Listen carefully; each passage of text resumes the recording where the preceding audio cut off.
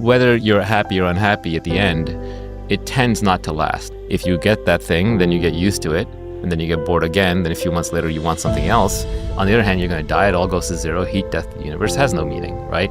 What is philosophy? Everyone, you live long enough, you'll be a philosopher.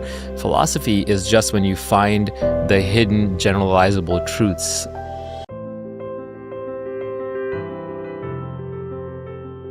What is happiness? I think it's just basically being okay with where you are. Not wanting things to be different than the way they are. Not having the sense that anything is missing in this moment. I always like the Socrates story where he goes into the marketplace and they show him all these luxuries and fineries, and he says, how many things there are in this world that I do not want, right? And that's a form of freedom. So not wanting something is as good as having it. Ironically, I think most people, if you were to ask them when they were happiest for a sustained period of time, not for a brief moment, because pleasure can override happiness and create kind of this illusion of happiness. But if you ask people when they were happy for a sustained period of time, they were probably doing some variation of nothing. That's interesting. Because in the chase is this sort of lack, this contingency. That's right. But then you get bored. If you just sit around all the time, you get bored. So you want adventure, you want surprise. Like there's a funny thought experiment of the bliss machine, right? Which is, suppose I could drill a hole in your head and put an electrode in, and I can stimulate just the right part of your brain, and I can put you in bliss. And you'll just be in bliss. Would you want that? Might be nice. For how long? Do it and I'll tell you. Right. So most people will say, well, I don't want that. I want meaning. I don't want just bliss. I want meaning. And if you kind of run this thought experiment long enough, I think most people realize actually what I want is I want surprise. I want the world to surprise me, and I want to wrestle with it in ways that are somewhat predictable but somewhat not. For some people, pure happiness is the ultimate goal. They want to, just be blissfully happy wherever they are, whenever they are. But I think other people, most people would say, well, I'm here in this world, I'm here in this life. I don't understand it or why, but I want to be engaged. I want to be surprised. I want to do things. I want to accomplish things. I want things and then get them, right? That's kind of the whole game that we're all playing here. If nothing worked out the way you expected, if it was all serendipity and you didn't want that, you would just be a ball of anxiety. On the other hand, if everything worked out as you expected and wanted, you'd be so bored you might as well be dead. So there's some, the river of life kind of flows between these two banks. You hear from a lot of successful people, they look back and they say, oh, the journey was the fun part, right? That was actually the entertaining part and I should have enjoyed it more. It's a common regret. And the journey is not only the reward, the journey is the only thing there is. Even success, it's human nature to bank it very, very quickly, right? Because the normal loop that we run through is you sit around, you're bored, then you want something. Then when you want something, you decide you're not going to be happy until you get that thing. Then you start your bout of suffering or anticipation while you strive to get that thing. If you get that thing, then you get used to it. And then you get bored again. Then a few months later, you want something else. And if you don't get it, then you're unhappy for a bit. And then you get over it, and then you want something else, right? That's the normal cycle.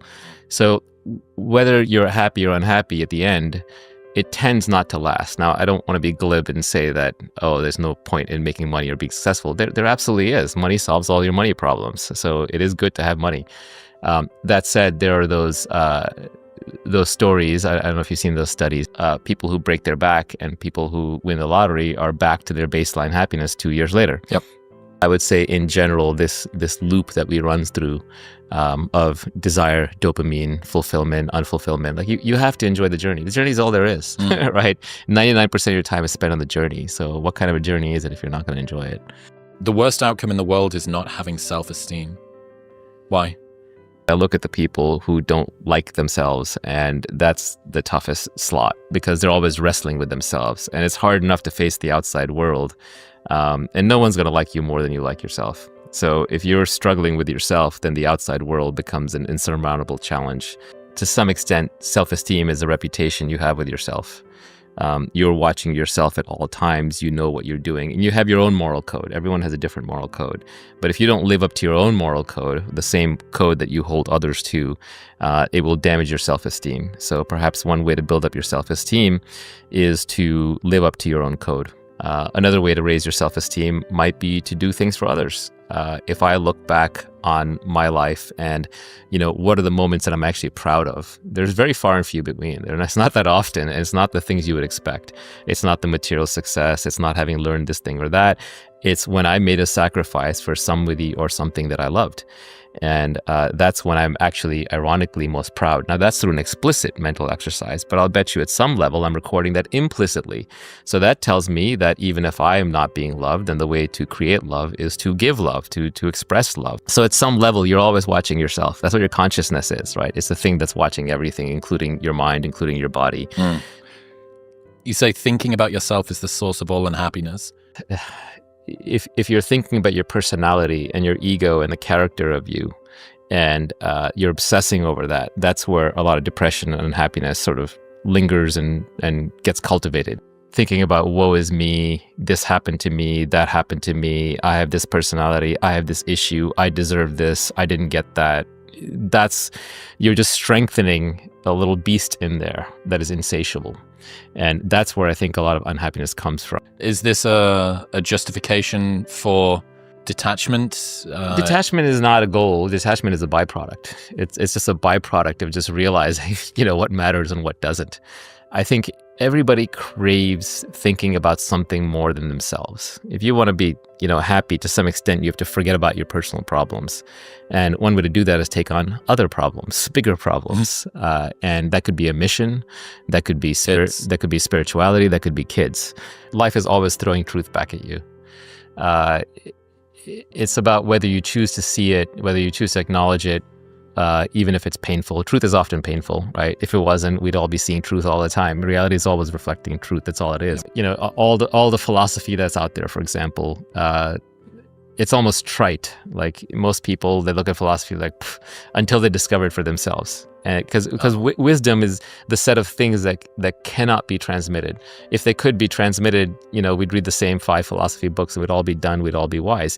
You have to learn it for yourself. It has to be rediscovered for yourself in your own context. You have to have specific experiences that then allow you to generalize and see the truth in those things. What is philosophy? Everyone, you live long enough, you'll be a philosopher.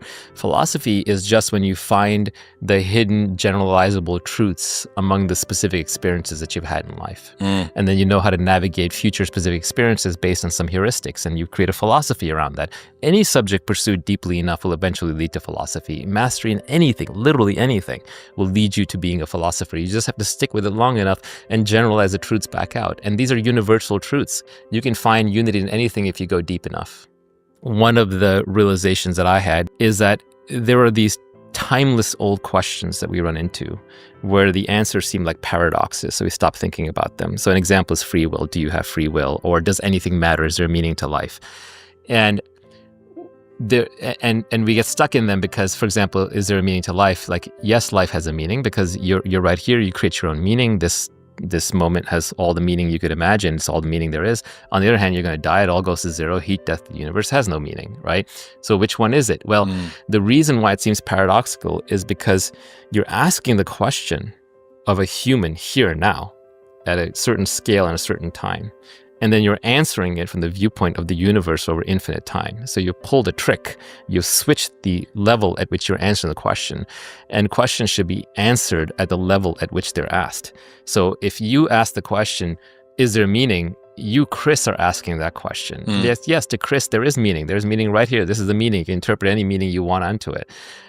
Don't ask the question as Chris and then answer it as God or as the universe. That's the trick that you're playing. That's why it seems paradoxical. The same way you can say, do I have free will? People debate free will all day long. The question is answered at the wrong frame. So they ask the question is, do I as an individual have free will?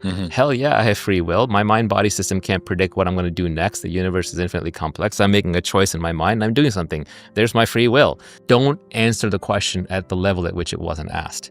So if God asked the question, is there free will? No, there is no free will. The universe asked the question, there is no free will. But if an individual asks the question right now, then yes, there is free will. So a lot of these paradoxes resolve themselves. Philosophical paradoxes that people have been struggling with since the beginning of time, when you just realize you're answering them at a scale and time different than they were asked.